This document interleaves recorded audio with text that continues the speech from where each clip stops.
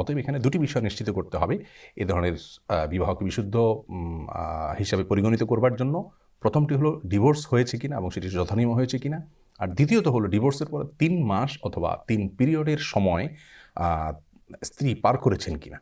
এ দুটি বিষয় যদি নিশ্চিত হয় তারপরে অন্যত্র তিনি বিবাহ বন্ধনে আবদ্ধ হতে পারেন, অন্যথায় সে বিবাহ অবৈধ এবং অশুদ্ধ বিবাহ হিসাবে পরিগণিত হবে।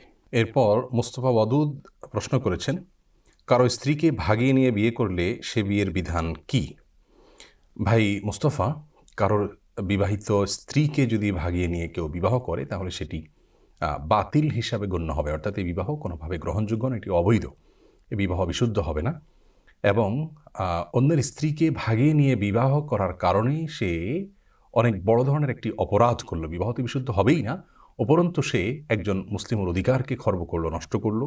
কোনো নারী যদি তার স্বামীর সঙ্গে ডিভোর্স হওয়া ছাড়া অথবা স্বামীর মৃত্যু ছাড়া তিনি যদি অন্যত্র নিজে থেকে সেদে গিয়ে কারোর সঙ্গে বিবাহ বন্ধনে আবদ্ধ হন, তাহলে সেক্ষেত্রে তিনিও পাপিষ্ট হলেন এবং ব্যভিচারী হিসাবে বিবেচিত হবেন। সূরা নিসার 24 নম্বর আয়াত এবং কোরআনে কারিমের 5 নম্বর পারার একেবারে প্রথম আয়াতে আল্লাহ রাব্বুল আলামিন বলেছেন, ওয়াল মুহসানাতু মিনান নিসা ইলা আখিল আয়া, যে আয়াতে আল্লাহ রাব্বুল আলামিন বলেছেন যে সদবা কোনো স্ত্রীকে কেউ বিবাহ করতে পারবে না, অর্থাৎ কারোর স্ত্রী থাকা অবস্থায় অন্য কারোর স্ত্রী হওয়ার কোনো সুযোগ নেই। যার কারণে কারোর স্ত্রী থাকা অবস্থায় তাকে ভাগিয়ে নিয়ে বিবাহ করা যেমন অপরাধ, কোনো নারীর জন্য নিজের স্বামীর সঙ্গে বিচ্ছেদ হওয়া ছাড়া এবং অথবা স্বামীর মৃত্যু হওয়া ছাড়া অন্যত্র বিবাহ বন্ধনে আবদ্ধ হওয়া সম্পূর্ণ অবৈধ কাজ, সেই বিবাহ বাতিল। ইসলাম শরীয়তের দৃষ্টিকোণ থেকে সেই বিবাহ অশুদ্ধ বিবাহ, সেই বিবাহ হওয়া না হওয়াতে কোনো পার্থক্য নেই। আর আমাদের দেশে যে প্রচলিত মুসলিম পারিবারিক আইন রয়েছে সে আইনেও এটি অবৈধ কাজ এবং এ ধরনের কাজের জন্য রীতিমতো স্পষ্ট দণ্ড উল্লেখ আছে, যথাসম্ভব 7 বছরের কারাদণ্ডের কথা উল্লেখ আছে। বিধায় এই বিষয়টি অত্যন্ত স্পর্শকাতর বিষয়। সেই সাথে আরেকটি বিষয় উল্লেখ করতে হবে এখানে, তা হলো শুধুমাত্র ডিভোর্সই যথেষ্ট নয়। কারোর স্ত্রী থাকলে তার সঙ্গে যদি ডিভোর্স হয়ে যায়, ডিভোর্সটা যথানিয়মে হতে হবে, এটা হলো প্রথম কথা। আজকাল অনেক স্ত্রী তার স্বামীকে একটা ডিভোর্স লেটার পাঠিয়ে দিচ্ছেন আর সেটাকেই ডিভোর্স বলে ধরে নিচ্ছেন।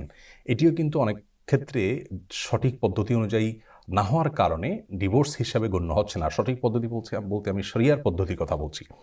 যার কারণে অনেক সময় দেখা যায়, আল্লাহ মাফ করুন, আজকাল পরকীয়ার ভয়াবহতা এত বেশি আমাদের সমাজে যে কোনো মেয়ে মানুষ তিনি কোনো পুরুষের সাথে হয়তো হারাম সম্পর্কে জড়িয়ে পড়েছেন, পরকীয়ায় লিপ্ত হয়েছেন, এবার তার স্বামীকে একটা ডিভোর্স লেটার পাঠিয়ে দিয়ে তিনি গিয়ে সেই পুরুষের সাথে বিবাহ বন্ধনে আবদ্ধ হয়ে যাচ্ছেন। এভাবে কোনো অবস্থাতেই ডিভোর্স হবে না। প্রথম কথা হলো যে এ ধরনের বিবাহ বিশুদ্ধ হওয়ার জন্য ডিভোর্সটা সঠিক পদ্ধতি অনুযায়ী হতে হবে, তার স্বামীর কাছ থেকে ডিভোর্স নিতে হবে। তিনি যদি অর্পিত তালাক এর ক্ষমতা বলে নিজের প্রতি নিজে তালাক প্রয়োগ করেন, তাহলে সেটিও শরিয়া নিয়ম অনুযায়ী হয়েছে কিনা কোনো ভালো আলেমের মাধ্যমে নিশ্চিত করতে হবে, এক। দ্বিতীয়ত, শুধু ডিভোর্স হলেই হবে না, ডিভোর্সের পরে 3 মাস অথবা 3টি পিরিয়ড সময় তাকে অপেক্ষা করতে হবে, যেটাকে ইদ্যত বলা হয়।